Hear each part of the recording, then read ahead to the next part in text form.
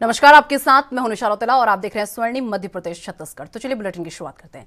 छत्तीसगढ़ के रायपुर के कांग्रेस मुख्यालय में पीसीसी प्रतिनिधियों की बैठक हुई, जिसमें मुख्यमंत्री भूपेश बघेल ने राहुल गांधी को राष्ट्रीय अध्यक्ष बनाए जाने का प्रस्ताव रखा। आपको बता दें कि बैठक के बाद मीडिया से रूबरू होते हुए भूपेश बघेल ने कहा कि राहुल गांधी को अध्यक्ष पद के लिए पुनः विचार करना चाहिए और साथ ही बीजेपी पर भी निशाना साधा।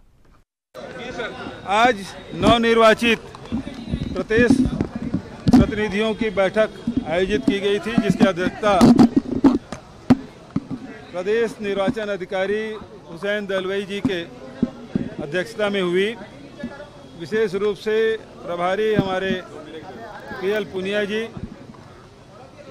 चंदन यादव जी, मोहन मरकाम जी, डॉक्टर चरणदास महंत जी, मंत्रिमंडल के सदस्यगण और सभी हमारे निर्वाचित पीसीसी डेलीगेट उपस्थित थे। महत्वपूर्ण प्रस्ताव पारित हुए। मोहन मरकाम जी ने एआईसीसी डेलीगेट का पीसीसी चीफ, प्रदेश अध्यक्ष, कोषाध्यक्ष और कार्यकारिणी के गठन के लिए अखिल भारतीय कांग्रेस कमेटी अध्यक्ष को अधिकृत किया है और समर्थन मैंने, पीएस सिंहदेव जी ने और अन्य साथियों ने किया। दूसरा प्रस्ताव अखिल भारतीय कांग्रेस कमेटी के अध्यक्ष के रूप में राहुल जी आरूढ़ हों, इसके लिए मैंने प्रस्ताव किया कि कांग्रेस के अखिल भारतीय कांग्रेस कमेटी के अध्यक्ष राहुल गांधी जी को बनाया जाए। इसका प्रस्ताव मैंने रखा। मोहन मरकाम जी ने, टी.एस. सिंहदेव जी ने, चरणदास जी ने, डॉक्टर प्रेम साय टेकाम जी ने, सी डहरिया जी ने इसका समर्थन किया है और सभी प्रस्ताव, दोनों प्रस्ताव सर्वसम्मत से पास हुआ है और इसे अध्यक्ष जी की जिम्मेदारी दी गई है। इस प्रस्ताव को अखिल भारतीय कांग्रेस कमेटी के जो निर्वाचन अधिकारी है मसूदन मिस्त्री जी, उनके भारतीय जनता पार्टी अपना देखे चलते विधानसभा में बीच में ही अध्यक्ष बदल जाते हैं। वो तो गुलदस्ता देने गए थे नेता प्रतिपक्ष और उससे इस्तीफा ले लिया गया। और भारतीय जनता पार्टी में जिस प्रकार से अध्यक्ष बदल रहे हैं, नेता प्रतिपक्ष बदल रहे हैं, प्रभारी बैठक में उपस्थित थी, उसको चलते बैठक समाप्ति की भी इंतजार नहीं कि उसको बदल दिया। के कांग्रेस के नेताओं की बात है, अभी को ऑप्शन भी होना है, कुछ विधायक छूटे हैं, उसको भी को ऑप्शन में लिया जाएगा, कुछ साथियों को भी लिया जाएगा। को ऑप्शन की व्यवस्था हमारे इसके कार्यकर्ताओं का भी, तो छत्तीसगढ़ प्रदेश कांग्रेस कमेटी ने ये प्रस्ताव किया, इसके पहले राजस्थान प्रदेश कांग्रेस कमेटी ने ये प्रस्ताव किया। देश भर से अभी 2 राज्यों हुआ है, अन्य राज्यों से भी यदि प्रस्ताव आते हैं तो फिर राहुल जी को फिर से विचार इस मामले में करना चाहिए। और चूँकि अब निर्वाचन के लिए बहुत कम समय बचा है, मैं समझता हूं कि सभी कार्यकर्ताओं की भावनाओं को ध्यान में रखते राहुल जी सहमति प्रदान करेंगे। छत्तीसगढ़ भारत की राजनीति पृष्ठभूमि में आजकल एक अलग ही अंदाज में नजर आते हुए सुर्खियां बटोर रहा है और क्योंकि कांग्रेस नेता राहुल गांधी की भारत जोड़ो पदयात्रा की झलक प्रदेश में भी देखने को मिल रही है। आपको बता दें कि इससे पहले कांग्रेस ने प्रदेश की सभी 90 विधानसभा क्षेत्रों में 75 किलोमीटर की पदयात्रा का आयोजन किया था। इस दौरान सीएम बघेल ने गुंडरदेही विधानसभा क्षेत्र पहुंचे, वहां अनेक रोड शो का आयोजन किया गया। शहरी क्षेत्र में सीएम बघेल अपनी गाड़ी से उतरकर पैदल यात्रा की और रोड शो के दौरान आपको बता दें कि लोक कलाकारों ने परंपरागत अंदाज में उनका स्वागत किया।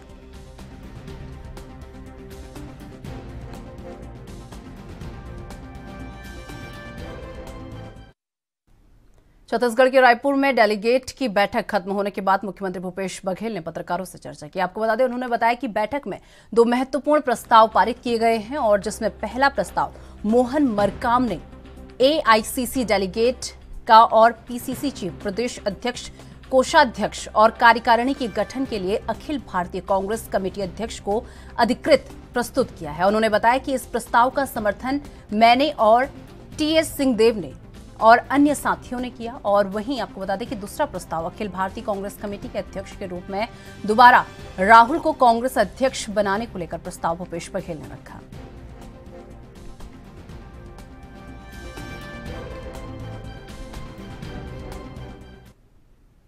एमपी के सीएम शिवराज सिंह चौहान ने कहा कि क्रिमिनल लॉ में संशोधन के लिए जस्टिस जेएस वर्मा की अध्यक्षता में एक पैनल का गठन किया गया था। इस पैनल द्वारा की गई अनुशंसा को स्वीकार करते हुए केंद्र सरकार ने कानून में आवश्यक संशोधन किए थे और वो कुछ ऐसे संशोधन थे जो भारतीय न्याय व्यवस्था में मील के पत्थर के रूप में जाने जाते हैं। आगे सीएम शिवराज सिंह चौहान ने कहा कि जस्टिस जेएस वर्मा का नाम सुनते ही मध्य प्रदेश का सीना गर्व से चौड़ा हो जाता है और न्याय जगत गर्व से भर जाता है।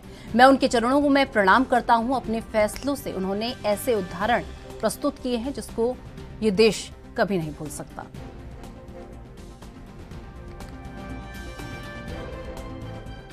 क्रिमिनल लॉ में संशोधन के लिए जस्टिस वर्मा जी की अध्यक्षता में एक पैनल का गठन किया गया था, जो कि वर्मा पैनल के नाम से जानी जाती है।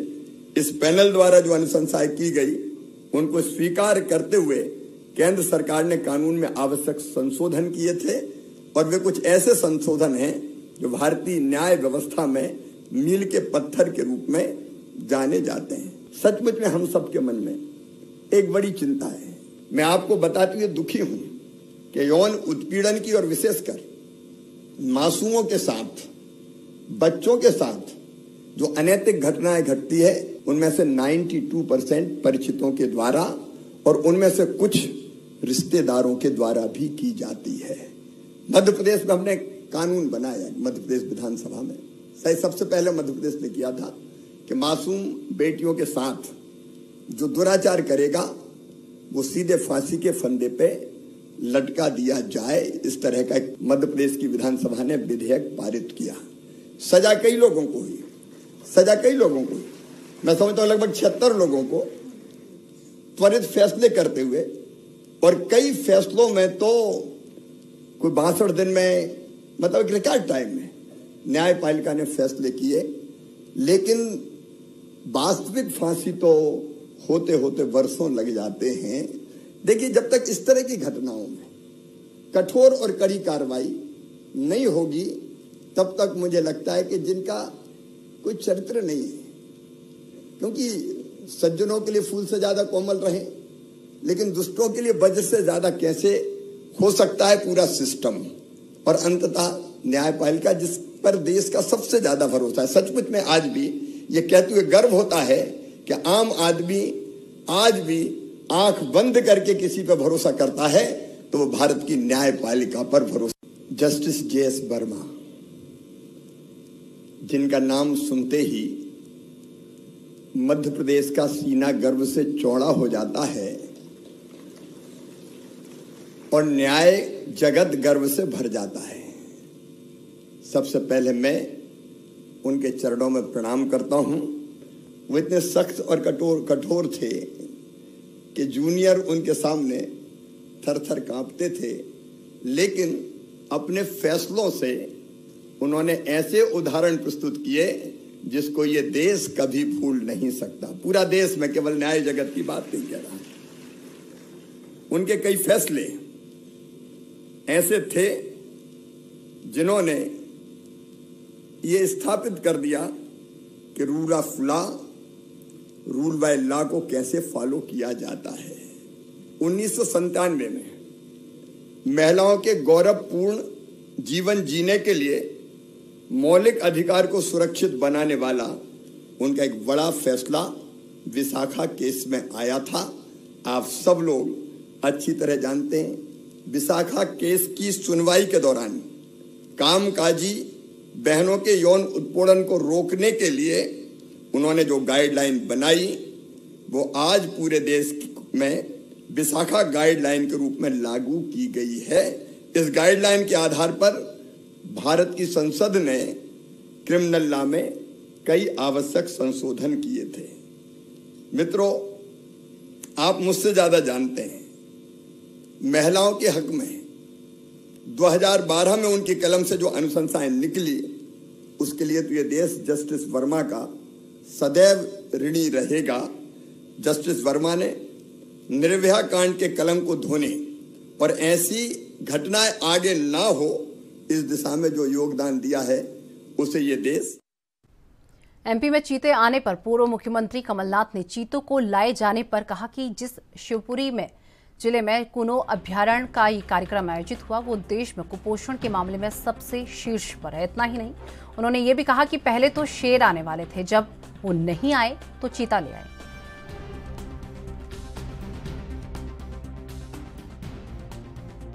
जन्मदिन पर वो चीता छोड़े, इससे अच्छा वो कुपोषण जो सबसे नंबर 1 जिला है पूरे प्रदेश का, जहाँ सबसे ज्यादा कुपोषण है, उसमें अपना जन्मदिन मनाते, उनकी समस्या हल करते। मुख्यमंत्री अवतारी पुरुष बता रहे हैं मोदी जी को आजकल बोले। अब मुख्यमंत्री उनको जो भी कहें, जो नामकरण करना है कर दें, जो तस्वीर सामने है वो तो सबके सामने है। चीते आ रहे हैं, गौरव का विषय है देश में। पहले तो वो लायन आने थे गिर से, वो गुजरात ने दिए नहीं, तो उसके तबादले में। एमपी के भिंड जिले के मौ नगर में भी कांग्रेस की भारत जोड़ो यात्रा निकाली गई और वहीं यात्रा को लेकर कांग्रेस नेता सोनपाल यादव ने बताया कि यात्रा का मुख्य उद्देश्य नफरत छोड़ो भारत जोड़ो है और भारत जोड़ो यात्रा में कांग्रेस जिला अध्यक्ष मान सिंह कुशवाहा, महामंत्री राजीव कौशिक, गोहद विधायक मेवाराम जाटव सहित कांग्रेस के कई कार्यकर्ता इसमें शामिल हुए। मौ कस्बे में भारत जोड़ो यात्रा निकालते समय महात्मा गांधी की प्रतिमा पर फूल माला चढ़ाते हुए नफरत छोड़ो भारत जोड़ो के नारे लगाए गए।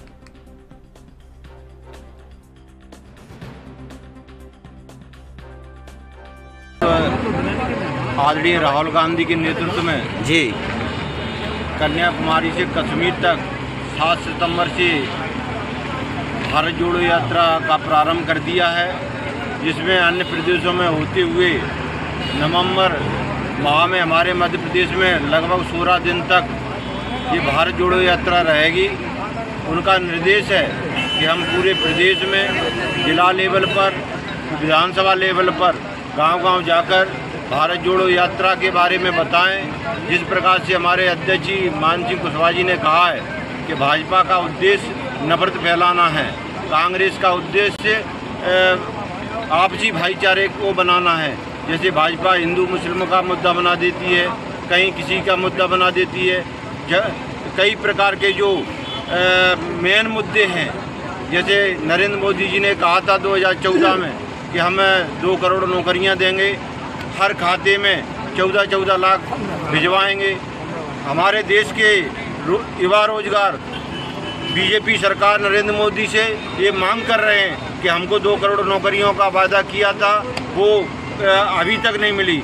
यह तो यात्रा का भिंड जिले में एक स्वरूप है। मूल यात्रा तो हमारी पार्टी के वरिष्ठ नेता आदरणीय राहुल गांधी जी के नेतृत्व में कन्याकुमारी से लेकर कश्मीर तक यह यात्रा निकाली जा रही है। उसी के एक छोटे स्वरूप में आज कार्यकर्ताओं ने यह आयोजन मऊ में आयोजित किया। निश्चित तौर पर देश भर में जिस प्रकार की राजनीति का हाल आप और हम सब। एमपी के जबलपुर में अमर शहीद राजा शंकर शाह और कुंवर रघुनाथ शाह के बलिदान दिवस पर कार्यक्रम का आयोजन किया गया और वहीं इस कार्यक्रम में उपराष्ट्रपति जगदीप धनखड़ ने शिरकत की।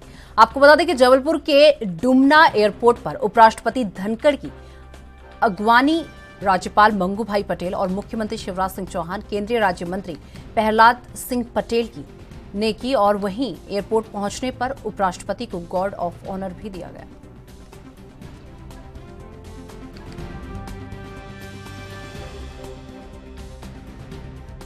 छत्तीसगढ़ के भाजपा प्रदेश महामंत्री ओपी चौधरी ने कहा कि देश के लोगों की आस्था को हमेशा अपने बयानों से पीड़ा पहुंचाने वाली, सदैव घोर विवादित बयान देने वाली और चर्चा में रहने वाली स्वरा भास्कर को बच्चों की शिक्षा के मंदिर आत्मानंद स्कूल बुलाकर कांग्रेस सरकार नई पीढ़ी को क्या सिखाना चाहती है? क्या कांग्रेस सरकार चाहती है कि स्वरा भास्कर छत्तीसगढ़ के बच्चों की रोल मॉडल बने?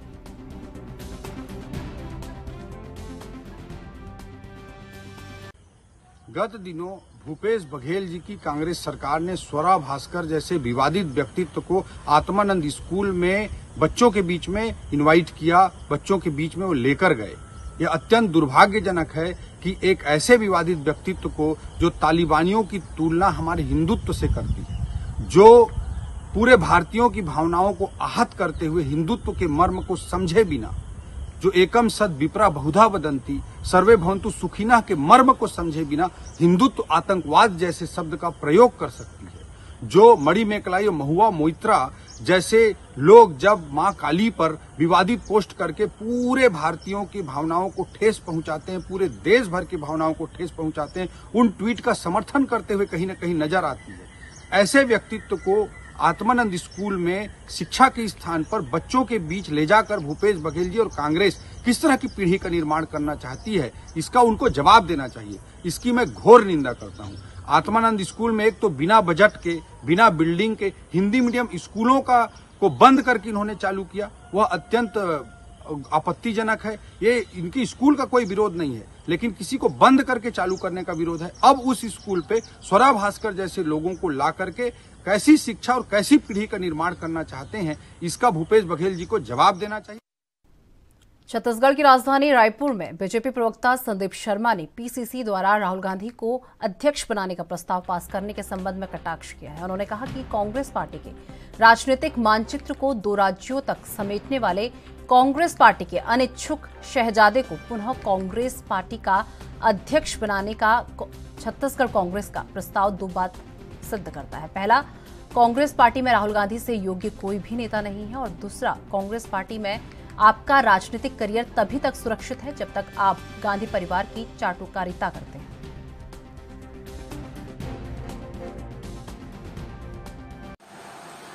देखिए, कांग्रेस पार्टी के जिन शहजादे साहब ने कांग्रेस को पूरे देश में 2 राज्यों तक सिमटा दिया है, और उन्हीं शहजादे साहब को एक बार फिर से पार्टी का राष्ट्रीय अध्यक्ष बनाने का प्रस्ताव पारित करना मुझे तो बड़ा हास्यास्पद लगता है। और इससे 2 बातें परिलक्षित होती है कि कांग्रेस पार्टी में राहुल गांधी से ज्यादा योग्य कोई दूसरा व्यक्ति नहीं है, और दूसरा ये कि आप यदि इस परिवार की चाटुकारिता नहीं करेंगे तो इस पार्टी के अंदर आपका कोई अस्तित्व नहीं बचेगा।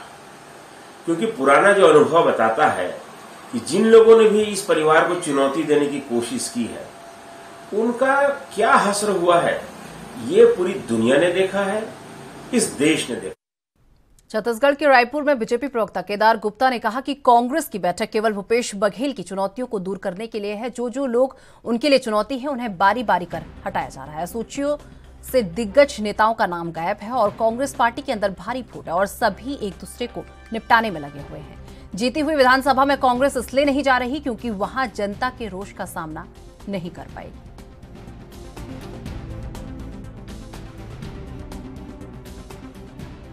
कांग्रेस डेलीगेट्स की आज बैठक है।